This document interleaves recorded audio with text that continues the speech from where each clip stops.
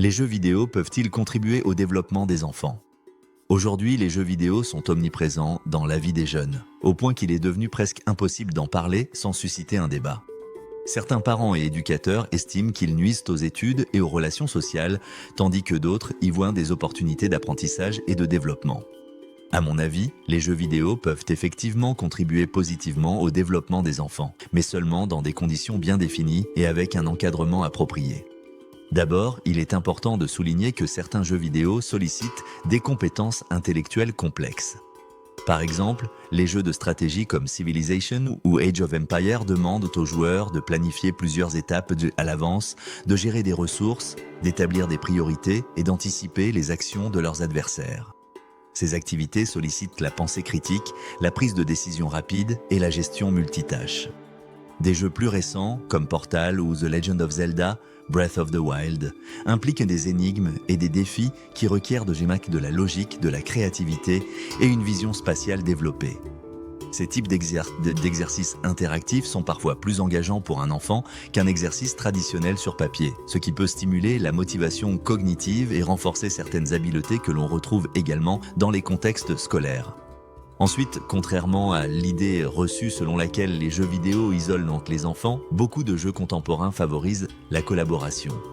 Les jeux en ligne multijoueurs, comme Minecraft Education Edition ou Fortnite Creative Mode, exigent de travailler en équipe, de communiquer efficacement, de partager des stratégies et de résoudre des conflits mineurs.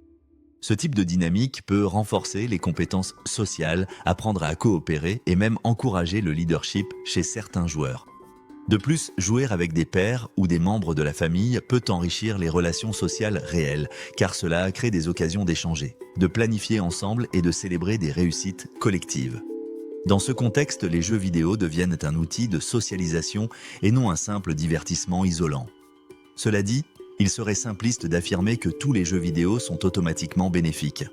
Certains jeux, notamment ceux marqués par la violence gratuite ou des mécanismes de dépendance, microtransactions, récompenses aléatoires, peuvent effectivement avoir des effets négatifs sur le comportement ou concentrer l'attention au détriment d'autres activités essentielles comme les devoirs, le sport ou le sommeil. De plus, le temps passé devant un écran doit être limité. Les spécialistes de la santé recommandent souvent des plages horaires contrôlées avec des pauses régulières pour éviter la fatigue visuelle et mentale. Enfin, tous les enfants ne réagissent pas de la même manière. Un encadrement parental attentif est indispensable pour choisir des jeux adaptés à l'âge, encourager un usage équilibré et discuter du contenu avec l'enfant pour en faire une expérience réfléchie et constructive plutôt que passive.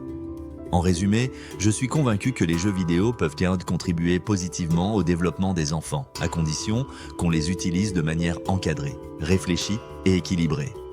Ils peuvent renforcer des compétences cognitives complexes, encourager la coopération sociale et fournir des occasions d'apprentissage interactif. Cependant, pour éviter les effets négatifs potentiels, il faut fixer des limites de temps, choisir des contenus adaptés et accompagner les enfants dans leur pratique. À mes yeux, le jeu vidéo n'est pas un danger en soi, mais un outil puissant lorsqu'il est bien utilisé.